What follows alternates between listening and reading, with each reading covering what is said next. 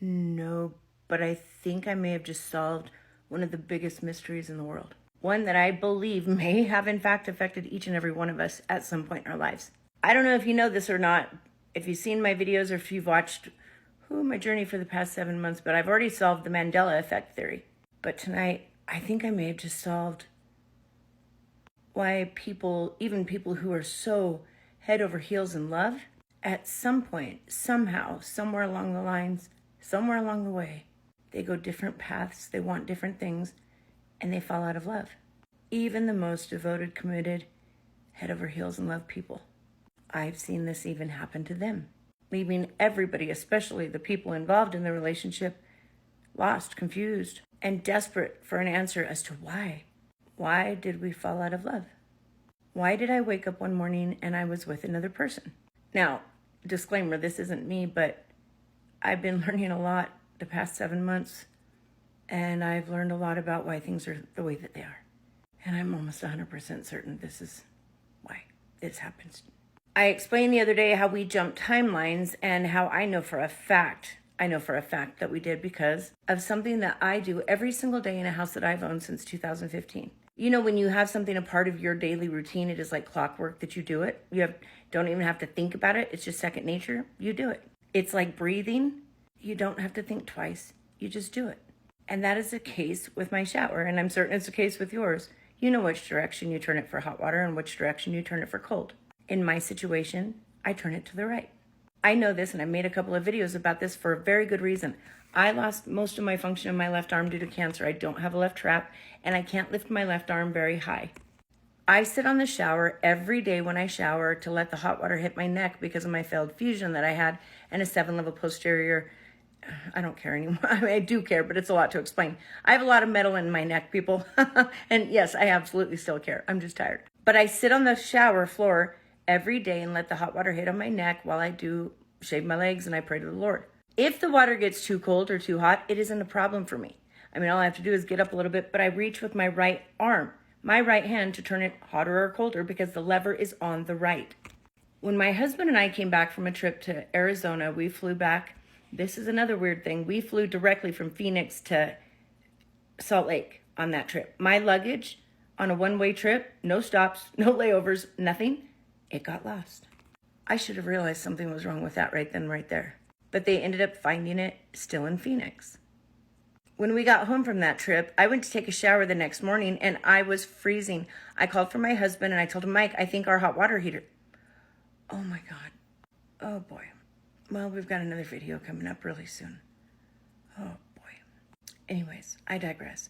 I told him, Mike, I think our hot water heater is broken because there's no hot water. He came in worried and upset, looked in there and was like, wait a second, what are you doing? And he turned the lever all the way to the left, or not all the way, but halfway on the left side. I was like, what are you doing, trying to freeze me? When suddenly the water turned warm. It was hot.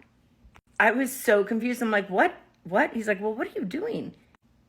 I said, what are you doing? He's like, babe, you had it on cold. I'm like, no, 100% no, I didn't.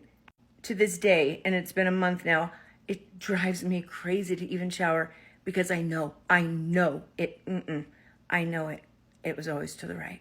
Trust me, when you have a physical limitation, a disability, a handicap that hurts, if you extend too far, you know damn well if it was like that because you would struggle with that issue every single day. It was always to the right. Another thing that was weird, when we came back, we had a lady that sits with our dog. She stays at our house while we're gone. I came home and I found a camera laying on my kitchen counter. A Canon camera, a portable one, and one that looked just like one I had purchased, but I had lost a few months back. I lost it a few weeks after I had gotten it. I scoured this house, scoured it, and I took it outside a lot to take pictures of Yah in the heavens, so my lawn guy even helped me look. We looked every inch of the lawn, literally walked it. Nowhere to be found. Nowhere. I asked my dog sitter, I said, did you leave your camera here? There's a camera on the counter. She goes, oh no, that was just laying out on the barbecue.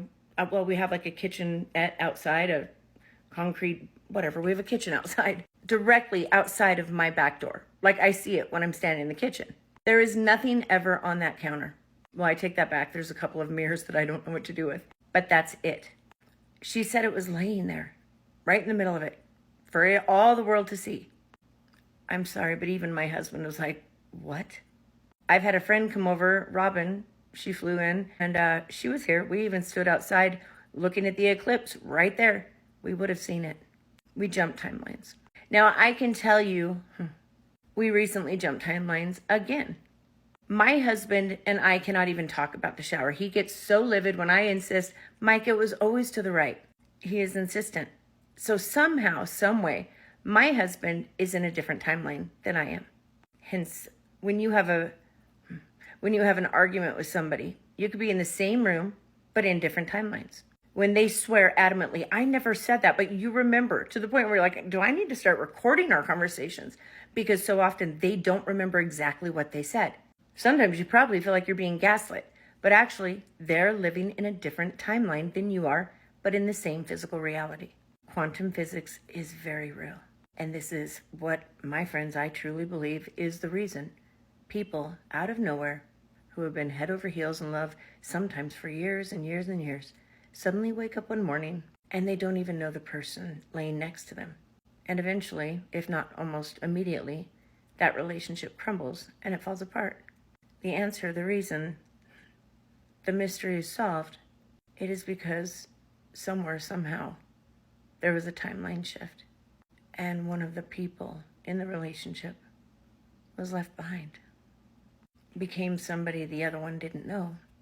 And sadly, in most cases, and unfortunately, became somebody that person could no longer love. Yeah. Now ask me if there might be a remedy for that. Boy, oh boy, trust and believe. You know, Auntie is looking into that and working on that as we speak.